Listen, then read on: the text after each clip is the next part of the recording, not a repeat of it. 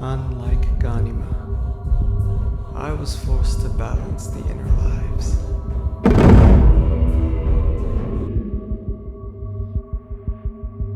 Under the pressure of excessive melange.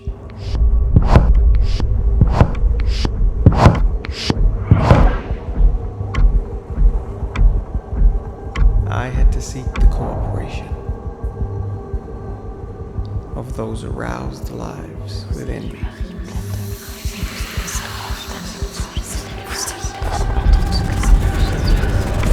So I chose a dominant helper, thrust upon me by my inner awareness, which was my father, Emperor Paul Atreides.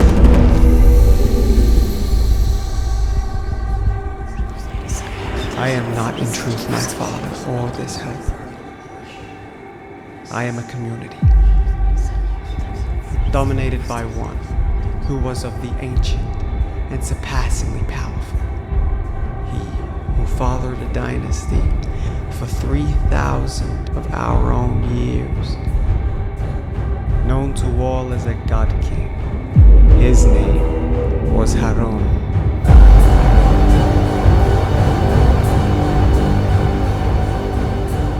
Dune Part 4. Before I start, I'd like to say I am not being sponsored or paid to say anything. If I was, I wouldn't be able to say that this light is fucking sick, because brands don't really like it when you swear, you know. Now that you've watched that, I guess it's only fitting that I tell you what this is. This is the NanLite FC500B, a bicolored 520 watt light that I use to shoot the scenes you've just watched. I'd say that's pretty impressive. This thing actually packs a punch. So here's a little rundown of how I lit the scenes you just watched. I started by placing the FC500B above and behind me with the addition of a Fresnel lens. This one here, to be exact, it's the FL-20G Fresnel lens, or Fresnel lens from NanLite, as well as some barn doors attached to the front of it. I used this lighting setup to produce a strong, harsh backlight to illuminate me dressed in black from my throne, which was also a black cloth. Accompanying this epic light were two PavoTube 15C Mark IIs, I believe, placed on either side of me at the front and kind of like a 45-degree angle. So the center of my face was dark and mysterious, whilst you could see everything else going on in the background. Now, to illuminate the Fremen Bene Gesserit lady standing in front of me, shout out to my auntie, I used this guy, the NanLite LitoLite 5C. A lightweight little portable light that honestly packs a shit ton of power. So when it came to inspiration for this shoot, we pulled from this scene here, which is a considerably grand scene and kind of fit what I envisioned the scene from the fourth book would look like. So step one was to obviously scout the location, and my auntie kindly provided this studio of hers, which was perfect, and it gave me this sense of grandness, especially with those massive mirrors in the back that you could spin around, and that balcony bit at the top where we shone the light down from. I was just using my phone in landscape mode to capture a rough kind of frame for each scene, and there were so many other cool places in this studio to shoot, but we just didn't have the time because this was a nighttime shoot.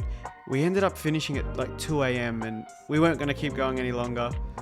As for what I was sitting on, I put inspiration from this throne that he's sitting on. But of course, we didn't have a big black chair like that, so we made it ourselves. We put 3 chairs in this kind of weird shape and put a big black fabric cloth over the top of it. And to my surprise, it actually looked way better than I expected. And when it came to costumes, it was literally just blankets upon blankets wrapped around the actors. Shout out to my cousin Harper for being the Bene Gesserit Reverend Mother Lady. He had an uncomfortable square box in his head the whole time to create that weird box shaped thing that they've got on their heads. So good from you. And for my auntie who was playing the, I suppose, Lady Jessica, Reverend Mother / Fremen person, we just wrapped her in a couple blankets, then put this white veil over her head, and then wrapped a cream colored blanket around as the hood, if that's what you would call it. Correct me if I'm wrong.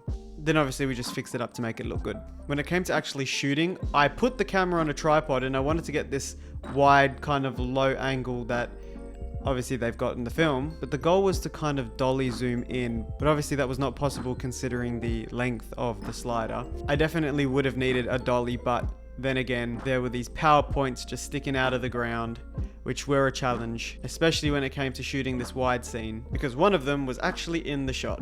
And so we got creative and used it as a footrest, because, you know, being Later Atreides II, I am carrying the entire empire and the ankles are getting quite sore. I then wanted a closer shot like this one, so we set the camera to the side and once again, didn't use a slider, but zoomed in a bit. It ended up being a little bit wider than I initially wanted, but it was for the better because we ended up shooting this other shot, which I didn't get behind the scenes from, kind of lower down front on angle.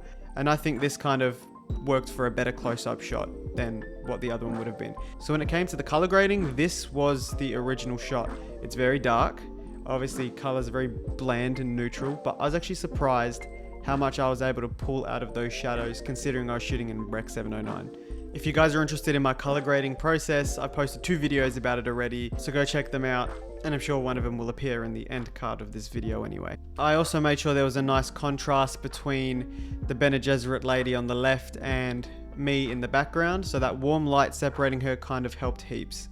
One thing I didn't mention though is the light that we placed at the top, the big one, it made for the perfect motivated light for those lights you see in the background. It's just one of those things that just naturally happened perfectly and you can't take that stuff for granted. So as far as how I wanted the scene to be lit, that was all up to me, and if I had 10 lights to try and organize, I would never get the video done.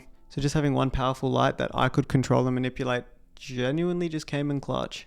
And for what it's worth, I would consider using this on an actual movie set because the images I managed to create with a Canon 90D DSLR camera that shoots in 8-bit with 11 stops of dynamic range were pretty insane. This light is fucking good.